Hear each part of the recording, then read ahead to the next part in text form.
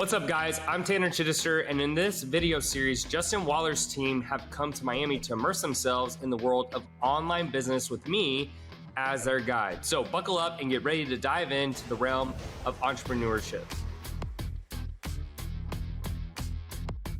So yesterday we did lead generation. All right, today we're gonna go more through lead nurture. This picture here just represents more of what we did yesterday, right? It's all the different stuff you guys can do to help drive sales. That's gonna be the biggest part in ads working. It's not the actual ad itself. You guys already have a great content strategy. Justin's already really popular. So as soon as he starts running ads, you're gonna get a lot of juice squeezed out of it really quick. Ways you can nurture leads, just in case you guys need a refresher: emails, text, phone dialing, Facebook groups, social media, setters, live trainings, voicemails, live events, retargeting ads, free courses. Something that we are gonna actually do, and part of what I'm doing as well is the reason I wanted to film this is as I'm teaching you guys, it's super easy to make it as content. We can put it out regardless of how well it does or doesn't in terms of the algorithm. It builds a lot of trust with people who are looking at buying my products, right? They're, oh, wow, it's amazing, whatever. So it's a win-win. It's the same thing why I would do like free content or free courses. That stuff's really helpful. I also texted you guys as another thought. If Justin decides to do it, which it doesn't sound like he wants to right now, or you guys, but if he does anything social media related, it'll sell for sure, 100%. This right here is just a snapshot. We went over this yesterday, so I'm not going to spend too much time on it, but this is how it's going to look in terms of, you know, emails and texts and different triggers. Again, you guys seem pretty smart. If you want to go over more of that, we can, but I just wanted to rehash that. This is going to be an ideal first day, 7-day sequence. You want to usually do 7 or 10 days. What that means is when the lead comes through the ads or organic, doesn't really matter, is you want to, the bare minimum I would have is 7 to 10 days of emails.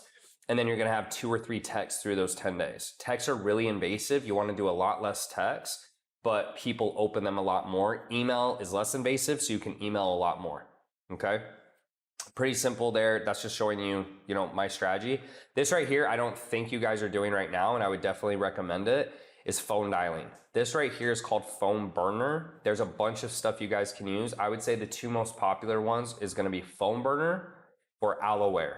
All phone dialing does is it makes it so when a sales rep or setter is calling, that it just is dialing through the numbers extremely fast. So, you know, right now on my cell phone, if I was dialing, I have to sit here and type it in, hit call, wait, hang up, new number. It takes forever. What this does is you guys can set it up with a Zapier where it loads the leads up into the system, and then the guys can just go through and it will have buttons. I'll show you what those buttons look like. This screen is how it would look. So in the top left, you see the number. You see my name because this is just a fake contact. You can see that you can send messages, you can type notes. In the bottom left, if you guys look right here where my mouse is, you can actually see email sent, you called, no pickup. These down here are called dispositions. Okay, a disposition is a very fancy way of saying a button, all right? It also is telling the software what to do. So for example, if they pick up, I'd click live answer. If they don't pick up, I'd click high ticket lead, no pickup, email once. What that does is we have a pre-populated email that will fire. If they don't pick up again and we call back again, we'll have a second email. If they book a call or dial second number means it's a bad number or we want it to go to the next number. In terms of the script, we won't spend a bunch of time on this, but this is how I usually would do it. So we'll pretend this is for Justin. Hey Sam, this is Tanner with justinwaller.com. How's everything going? Great, yeah, I was just calling about the online training you just downloaded from Justin. Are you trying to build your construction company? Yeah, great, because in addition to that, we also have some bonus trainings from Justin's mastermind. I'm just trying to see where you're at so I can give you the most relevant one, or whatever you want to say. Basically, you're just saying, yeah, you're interested in construction, cool. If you got 5-10 minutes, I just want to see where you're at. We might have more relevant trainings. And then what you do is you qualify them. If they're good, you schedule a sales call. If they're not, you send them to training, win-win. Okay, what we're calling for is to get them to book a sales call. We're not just calling to call. So then usually what I'll do is I'll start asking questions. Right? So we'll go down this right here. So you guys see, these are texts that I have my guys send. So you see text to send when dialing. So when they're dialing, as it's ringing, they'll take the text and put it in the system and press send if they don't pick up. So they have it ready to go so they can move faster. You can also do an automated text, but the downside is sometimes automated text, you know, at the bottom, they'll say, this is an automated text, and those don't work as well. I don't like that. So what my guys will say is, let's say in Justin's case, say, cool, so what do you do for work right now? I do this, cool. And you're trying to start a construction company full-time? Yeah, okay, great. And you know, how much do you make per month now and how much would you like to make? Okay, and what's the struggle that's keeping you from, you know, going into construction? Okay, and would it be helpful if you were able to get a step-by-step? Really what we're trying to do is two things. It's very simple. We want certainty they want to start a construction company, and we want to know that they have money. Why? There's no point in your sales team talking to someone who doesn't want to start a construction company and doesn't have money to pay for it. There's literally 0 point, because that literally means no matter what the sales team does, they can't buy it. Remember, that's how you guys will also get efficient. We don't want a big team. We want a small, efficient team. It also means the guys and girls on the team will get paid more. They'll want to stay longer. They'll have more opportunities. It's easier to manage. Trust me when I tell you, you don't want a big team. If it takes a big team, that's one thing. Just getting a big team for no reason, it makes no sense. We talked to a guy yesterday who has 18 sales reps and he does $1 million a month. He probably needs 5 to 10. Too big. They're not getting results. They're closing at 15%. I can already tell you it's because they're not training them properly. They're overstaffed. They can't spend a proper time with them. It means they're getting less skilled individuals. All of the above. It's a problem. Okay. So once we do that, then what we'll usually do is if they're a good fit, if they're a bad fit, we'll say, cool. So thanks. That sounds great. What we'll do is we'll send you over those resources, check them out. And if we can help you in the future, let us know, because we're not going to schedule them. If they are a good schedule, we'll say something to this effect. We'll say, cool. So look, I'm going to send you over a train that's definitely going to help. And while it's definitely good, it's not going to be the magic bullet that's going to get you to, you know, 20,000 a month or whatever their revenue goal is. So look, we do have clients in the space that are doing, you know, numbers bigger than what you said, or, you know, we have clients in the space already doing what you're trying to do. So independent, if you're interested in becoming a private client or not, I can pair you up with another call where you and I, or the sales rep, right, can dive deeper into the frameworks and methods our clients are using. Is that something you'd be open to? You're basically setting the sales call. And then if they say yes, you're like, great. What are some times that work? You know, X, Y, Z, ABC, great. And then you get the tie down that they're going to show up. Big thing on set calls is make sure you ask 2 times that they're going to show up. People don't show up a lot. It's going to happen regardless, but you want to minimize it. Okay. So that's the setting. You guys can do this from Elite 360 to start. But if you want to do a software, the upside would just be your guys can go faster. I wouldn't do this to start, but down the road, you might do it. Okay. There's that. Facebook groups, I'm not going to go much into that. If Justin doesn't have one, what's cool is on the back end when you guys are running your emails. Very simple. Once we get their email, right? So we're going to run the ad.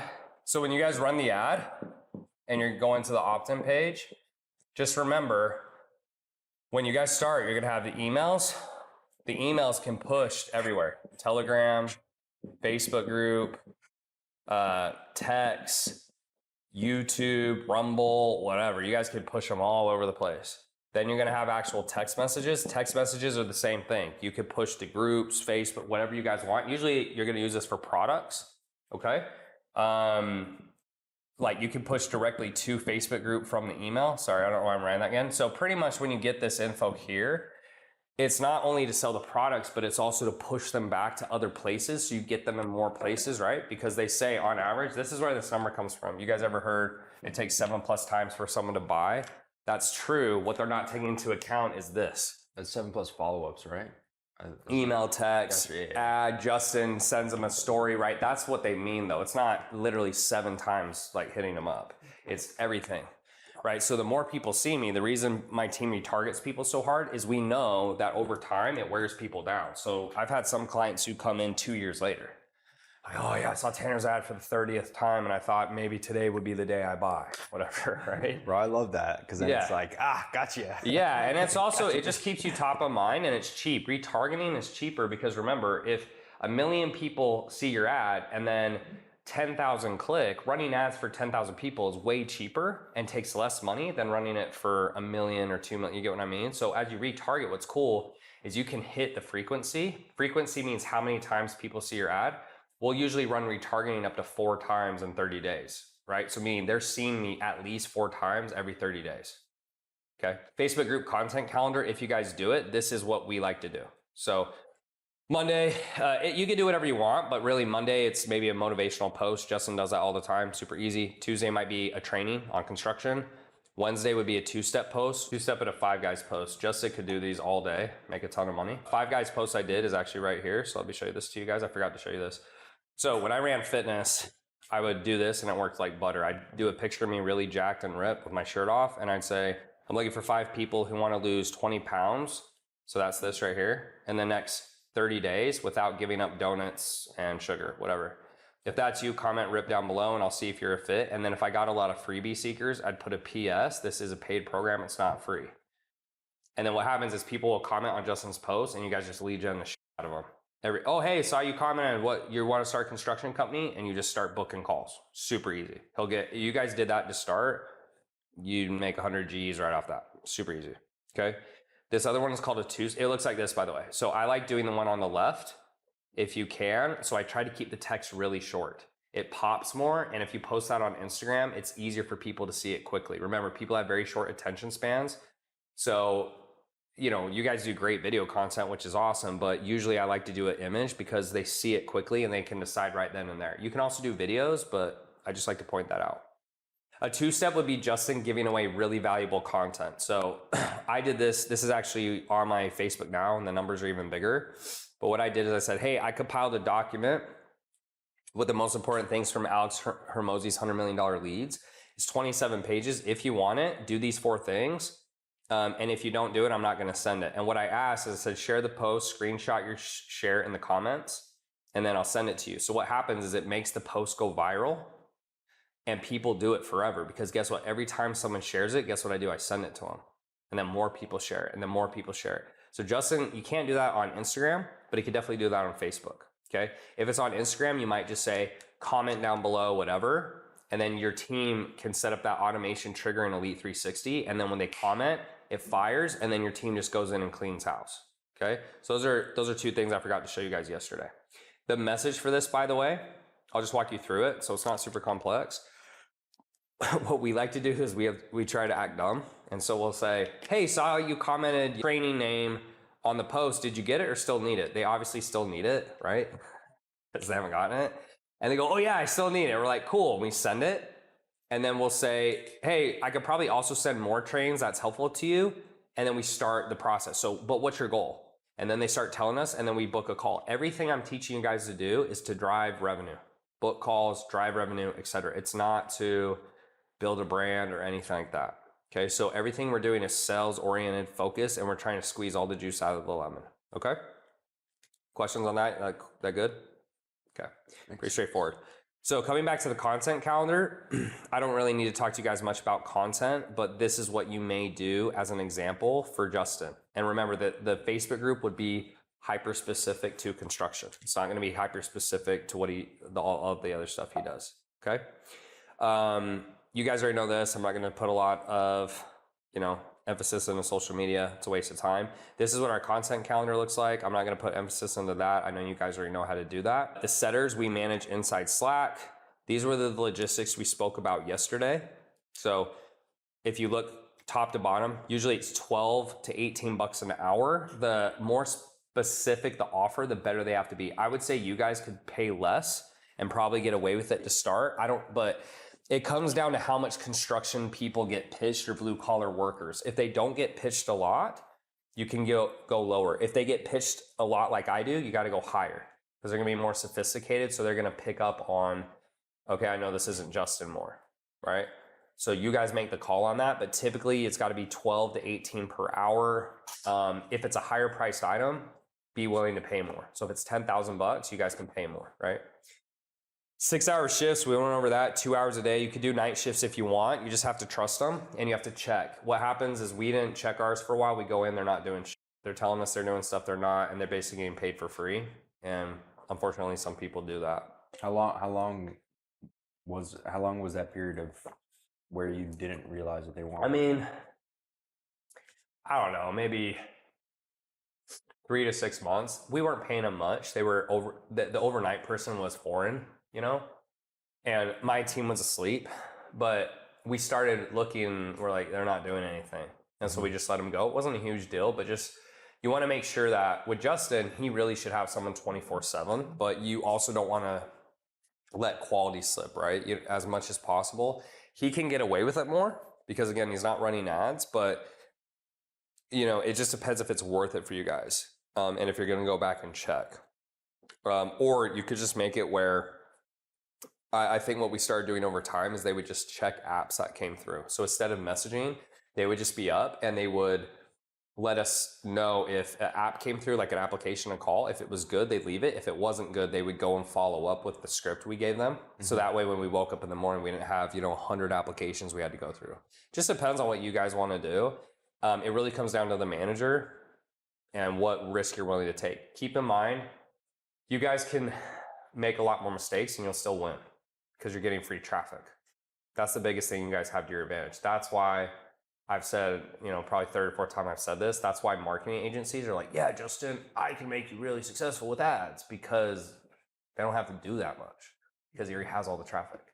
So they know that if they just set up those back-end systems we covered yesterday, he's going to crush. That's really all you guys need. You don't need all this other stuff. The last thing I didn't hit yesterday, though, is at the second to last question, have a question in the script where the setter can claim the lead. Okay, so what that means is, remember, you want to give the setters a way to get bonuses. The way we try to do it is, obviously, you want to make it team oriented, because if you don't, they're going to fight over the lead and who gets the bonus. So what we do to try to make it fair, what will happen is sometimes the setter is doing the whole conversation, and then they leave a shift and a new setter comes in and they book the call, and then they get the bonus and the other setter gets, because they did all the work, right? So what we try to do to make it fair, what we like to do is, if you have a script, let's say here's all your questions like this. Once they send this question, that person gets the bonus. Yeah. And then what you do is you just tell the team, you're like, hey, John, if you send this question, you get the bonus, but that you get the team on board, help them push theirs through, because they're going to push yours through. So we try to make it so whoever did the majority of the work gets the bonus. The other way you can do it is you can split the bonus, but it gets harder to track. So what I would just try to do, if you guys want to do that, so meaning if this person closes, whoever sent this question in the script, you go back later and check, and then that person gets the bonus for the close. Only pay on closes, don't pay on sets. If you remember, you want to bonus the behavior you want. You don't care about sets, you care about closes, right? They set 10 calls and no one closes, who cares? If they set 5 calls and close 3, that's a better setter than the other one, right? Because you want to incentivize quality. You don't want setters who are just trying to book as many calls as they can so they get bonuses. You want setters who book calls that are going to close. Does that make sense? Yeah. This is a Facebook Live. That's what we did yesterday, the voicemails. Live events. Justin should definitely do an event. If he doesn't know how, or you guys don't know how, just pay someone who does and let them help you run it. Running a good event is a lot of work. I'll tell you, that's not my strength. I have a guy I just hired who loves live events. He does really well at them, but he thinks of all the little things, the location, the banner, the music, the lunch, the dinner. He has these activities. There's a lot of stuff you can do to make a really good event. I'm sure you guys have been to events where it's okay, but you don't leave thinking, wow. You want to make the event as wow as possible. Typically for clients, you want to put a lot of effort into it if you're going to do them. If not, then I wouldn't even do them, because if it's not a great event, it can leave a bad taste in some people's mouth. We went over retargeting ads, free courses. Okay, and this was the last thing, then we'll go into sales. But as complex as this looks, that's somewhat what I do. So we'll use social media content and ads, and we drive them to the DMs. Once they're in the DMs, we get their info. We'll send emails, texts, push to the Facebook group, call, voicemails, retargeting ads. Then once they're in our DMs, we try to get them to watch the VSL, and we'll try to get them to book a call. And then in conjunction from here, as you guys can see down here, once they're in our emails, we can push them back to the VSL, we can push them to a call, we can push them to live course and trainings. These events, we're trying to get them to book a call to buy. So it's the ecosystem, right? So we went over more of that yesterday, so we ain't gonna go over much of it today. Do you guys have questions about any of that? Wait, so it goes from social media to ad, direct message. So DM. direct message would be like a DM. Yeah, so like IGDM, yeah. So just so you understand this graph, it looks a little complex, but what I'm trying to get you guys to understand was the same thing as yesterday, is what Justin's doing right now. So here's Justin's funnel right now. There really is no funnel. So what Justin does now is he posts on social, and then he usually says, click the link. So click the link, or, go to this website. That's pretty much your guys' entire system. And so you're not getting much out of it. what you want to do with this is now we have Justin's social. The social, right? And ads work together, right? So people will see Justin's ads, they'll click on his bio, then they see him. People see Justin's social, they'll start getting ads. So these things work intertwined, right? Okay. Once they hit the ad though, for you guys, it'll be an opt-in. So instead of a DM, I think you guys should start with opt-in. So we'll just do an opt-in. But once they opt in, right? We have the emails, we have texts, and then remember from emails and texts, we can send them to Facebook groups, Rumble, Telegram. Like, again, the goal is you got to remember these are still people. So we don't just want to sell them all the time. You mostly want to sell, but it's like, hey, by the way, Justin just did this video. It's on Rumble. Check it out. Hey, Justin just did a podcast with Patrick Bet David. Check it out. Hey guys, letting you know for Christmas, we're giving away like in a text, etc. Okay. So I'm just trying to bring it back to how this whole system works. Once they opt in, remember, we have the VSL and then we have the call. So once they opt in, you can push them to these places, but remember, you can also push them back to watch the VSL. Remember, if they watch the VSL, what are we trying to do? Get them to book a call. Okay. In conjunction, if we have live events, right? Or courses, the courses and the live events might get them to book a call to buy. Remember, everything here is to book a call so that we make money. So all I'm trying to get you guys to understand is Justin's going to keep posting on social and growing his social media following. Now we're going to add in ads. These are going to work together because if someone comes to his social, you can set up retargeting ads. If someone sees his ads, they're probably going to see his social. So it starts building that trust. Then it's going to go to the opt-in page where you're going to start gathering their info. And then from here, you guys can push them all over the place. Emails can sell events. Emails can sell courses. Emails can push to the Facebook group, Telegram, Rumble, whatever. Text message can do the same thing. The main thing this is going to do though is what? Get them to watch the VSL or book a call. Mm-hmm. The VSL is, hey, you still interested in construction? Check out the video. Or hey, you're interested in construction? We're doing calls today. You know, you can push them to book a call. But what I'm just trying to get you guys to understand is once we get them through this funnel, everything, it's just working synergistically constantly. It never stops, right? And you're just moving it. I know this is No, this is terrible. It makes but sense. Yeah. You can also track when someone watches or like doesn't finish the VSL, right? And then you send them. Yeah. So like Vimeo or something, you could set it up on Vimeo, and Vimeo will show you where the drop off is. Yeah. There's other things you can do too. Iman Godzi, I don't know if this is true or not, but from what he'll claim to say or what people, I haven't talked to him personally, but what people will say is he'll put his YouTube video as the VSL to try to get more people to watch it, and then it helps push it in the algorithm. I don't know if that's true. I know Justin isn't on that anymore for now, but yeah. So people would watch it twice, basically. Well, no. So you know how YouTube has the algorithm, right? So what he's saying is when he runs his ads, Iman, and they opt in, this page where he has the VSL, he does what's called an embed from YouTube. It's his actual YouTube video. And the goal is, at least what he said, I don't know if this is true, but if you're running ads and it's coming here, the watch time goes up. And then what they're saying is organically, it pushes it out to more people. I don't know if that's true, but you guys could test that theory. If Justin gets back on YouTube. If he doesn't, it really doesn't matter. I would use Vimeo, because then Vimeo, what happens is it's just another video site. You put the video here. So we'll just say this is the video. And then you can put it there and it'll show you the watch time and the drop off and all the stats. Opt-in is basically just a button, or does it go to like a separate page that tells people to subscribe to an email list? No, good question. Yeah, opt-in is free value. An opt-in looks like this typically. So I could show you what it looks like. But when I say opt-in, just so I'm more clear, an opt-in page usually looks like this. So it's going to have a spot for your name and a spot for your email and sometimes a spot for your phone number. Does that make sense? So anytime you've gone somewhere where it says, you know what Pablo did yesterday, when he bought Elite 360, you got to put your shit in. That's an opt-in. Yeah. So you're opting in for either you're buying something or you're getting a free course or you're getting something in return. That's why typically when people run ads, they'll say, hey, you know, you go to a page and they say, hey, I'll send you this in return for your email so they can sell them. There's typically copy on that page. Yeah, usually, you can make it as robust as you want, but more times than not, I just try to have a headline. So I'll have a headline, and then you'll have a sub headline, and then that's pretty much it. Some people will go crazy though, and they'll have all this shit down here. That's more normal for supplements and low ticket stuff because you're trying to sell it on that page. Yeah, but again, Justin could get away with it. The reason I don't like them typically, so yeah, I'll go back to this. So remember, a webinar and a VSL to me is basically the same thing. A webinar is usually automated.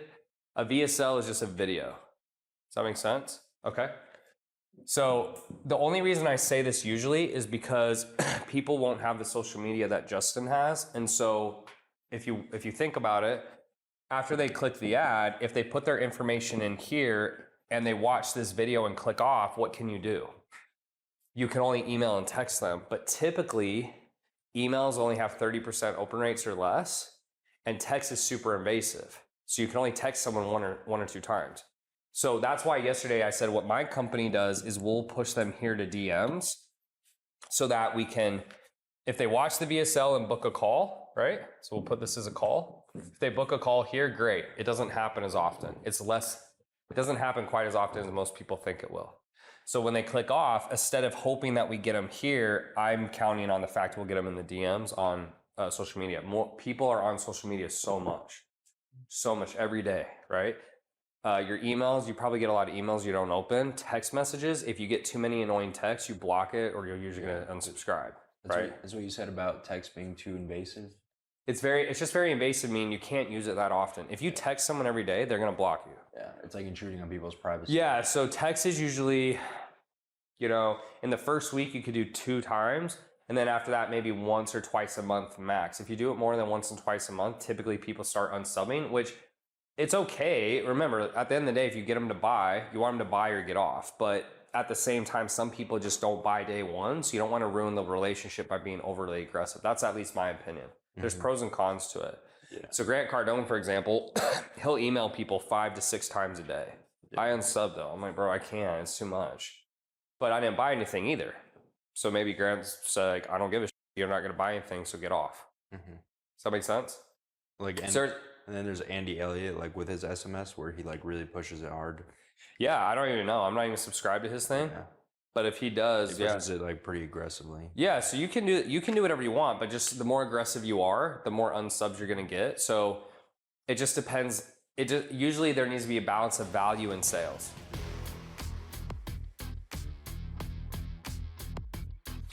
So this is the sales strategy. All right. So obviously we know the goal of sales. It's not necessarily to get them to buy. The job is to show them the solution and then let them choose. I'm a really logical seller. So what I do is I understand the situation. I point out the problems. I get them to agree. And then I give them the solution and say, you choose what you want to do, but this is the path. So it's what I'm doing with you guys essentially, where I say, you guys can do whatever you want, but this is what you're going to have to do to be successful. Do it or don't. And then you guys, I don't care. And then what happens is it builds a lot of trust with people because you're not desperate and you're very confident in the solution, right? So that's really the point of sales. In terms of a set call, these are the numbers I want you to follow. Okay, so on average, it's the rule of 10%. So if you have a setter, for every 1,000 dials, they should get 1 to 200 pickups. They should get 10 to 20 sets and 1 to 2 closes. It can be better. With Justin, everything I show you guys, I want you to pretend it's better because he's getting organic traffic. Every number I'm giving you is average traffic for cold. So it's all worse numbers. So when you guys do it, I don't want you guys to think you're not amazing, but also don't think you're amazing. Just remember, you're getting a lot of benefit from the warm traffic. We try to call the lead 3 times on the first day, 10 times in a week. So buy or die. So that means if someone opts into your newsletter, if I was doing it, I'd be all day for a week. After a week, usually they don't even remember what they opted into. Okay, they'll wait, Justin who? Like, that's how it would be. After they book, you guys will have this inside the funnel. Once they book a call, you're going to have them fill out an application. This is from ads. So this is going to be down the road, but if they book a call, they're going to fill out an application. Then there's going to be what I call a homework page. A homework page would be, usually it's about the biggest objections before the call. So when your sales guys are talking to customers, they may say, yeah, they usually ask about this or that. You'd have videos on that page. Then we send them a DM. We send them a text and an email about the call times and reminders to watch the homework videos. All right. This is what I call the 7 points of a close. You have the intro and the pre-frame, discovery or questions, summary, 3 pillars, brief overview. Then you create certainty and then you close. We're going to go through all 7 of them. Okay. I'm not going to read this out loud. You guys can read it, but this is how I usually do an intro or a pre-frame. The one on top is more beginners. The thing I want you guys to take away from this, again, you'll get the videos, you get the recordings, so don't stress out and try it. You don't have to read it all now. But with beginners, what I try to get them to do is say, hey, so by the end of the call, my goal is that you make a yes or no decision. Yes mean that you want to sign up today, you're ready to go, we get a credit card. No means that you don't think it's a fit. All I'm trying to stay away from is I'm not sure or maybe, because that would mean I didn't do a good job explaining, and in which case we shouldn't work together anyways. That's for people who have less sales ability. What's the pros and cons? The pro is that, let's say blue collar workers don't get pitched a lot. Most of them are gonna say yes, and it means your sales team doesn't have to be as good. That's the pro. The downside is for more experienced people, they're gonna get pissed off possibly, and it could ruin the call. I think for blue collar workers, which you guys are going after, I can't imagine they get pitched very often. So I think you could do the beginner if you want. It really comes down to how good your sales guy is. If I get on a sales call, I don't need to say anything. I'll just go right into it. And that's more of the veteran one at the bottom. So I'll just say, hey, the point of the call is to understand what your goal is, what you're struggling with, and what you've tried before. At the end, if you feel it's a fit, great. If not, that's cool. I just want to make sure that we help you make a good decision. Cool? All right. So again, I get a lot of clients, beginners, I usually will have them do the top one because they haven't done a lot of sales, and I have to try to get them to make money very fast. So what I'm trying to hedge against is at the end of the call when they say no, then they can go back and say, but at the beginning you said you'd say yes or no. So they at least get a decision instead of, yeah, sounds good, I'll let you know later, which we all know they're not going to tell you later. They're going to ghost. Okay. Discovery, these are some of the questions I ask. At the end of the day, it's understanding the situation. So if you guys are talking to blue collar workers, what do you need to know to see if it's a fit? Okay, probably need to know what the goal is. What are they struggling with? Have they tried a program before? Are they willing to invest? You probably should have asked that before the call, but that's something you can ask. Are they willing to move forward today? That's a big one. So we have an offer where we help hire and train sales reps. We'll ask them if they feel it's a fit, are they going to move forward today?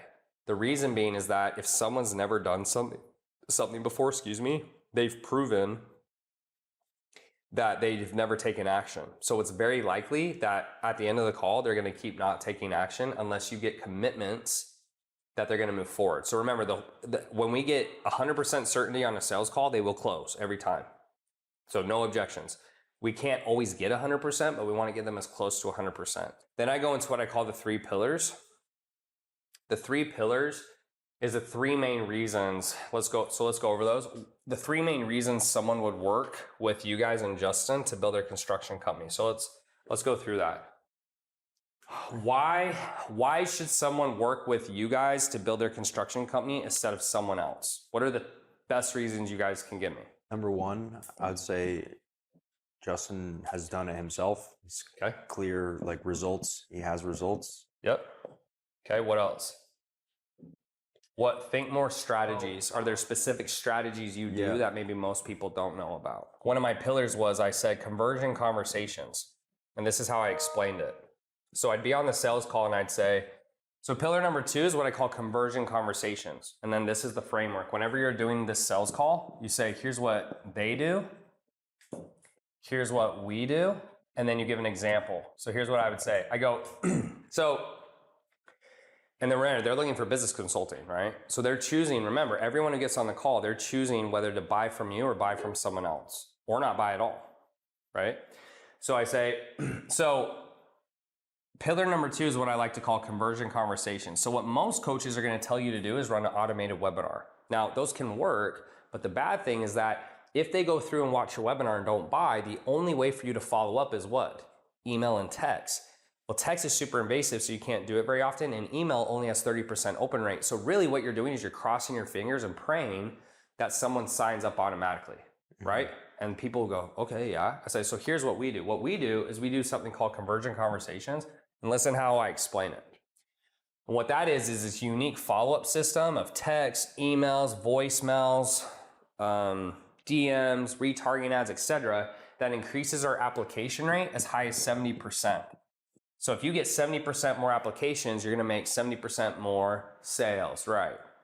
So pillar number 2 is conversion conversations. We're gonna show you that exact system so you can drive more sales into your business. You see how I set myself apart? I'm saying here's what everyone else does and here's what I do. So what I'm getting at here, we don't have to do it today if you don't know, but we have to come up with 2 reasons. Let's do it. No, I have it. Yeah. Okay, yeah. So yeah, let me know what you got. So obviously, Justin has the island strategy, which is basically Eyelid? yeah, using systems to create freedom in blue collar in the trades. So what you would have to do though, remember. So yeah, we would call it the.